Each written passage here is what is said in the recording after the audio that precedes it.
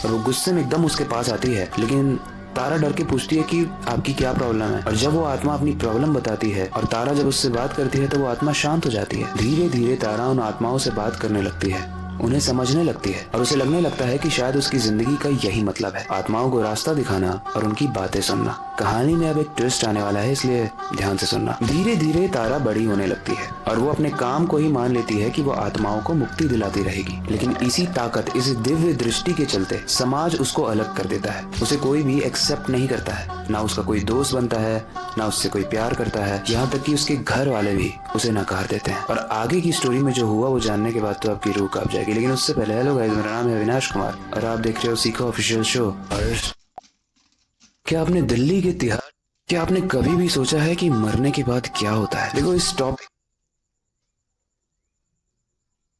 की माना जाता है कि भूत चतुर्दशी।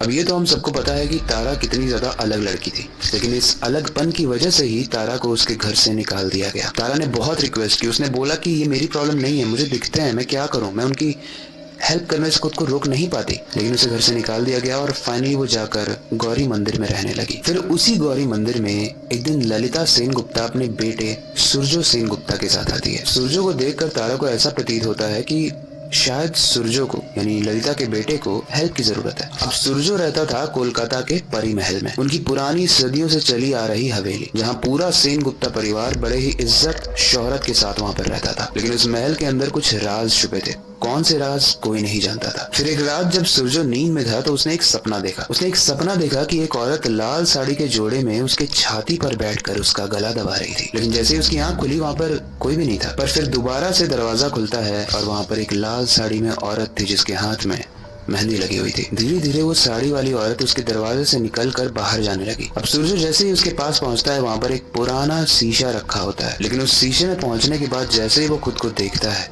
उसे एक बहुत ही डरावनी लाश दिखती है। तभी उसे सीढ़ियों की तरफ से आवाज आती है और वो जब सीढ़ियों के पास जाकर देखता है तो वहाँ एक लड़की बैठकर रो रही थी। और जब सूरजो ने उस लड़की को देखा तो उसका दिल सा रुक गया, क्योंकि वो लड़की कोई और नहीं, सूरजो की मंगेतर शावली थी। ये एक बुरा सपना नहीं था, ये सच था। और सूरजो का शरीर पूरे तरीके से हिल चुका था, इसीलिए सुबह भाई जल्दी से जल्दी बन के सब्सक्राइब कंप्लीट कराओ, ऐसी स्टोरी लाता रहूँगा रोज।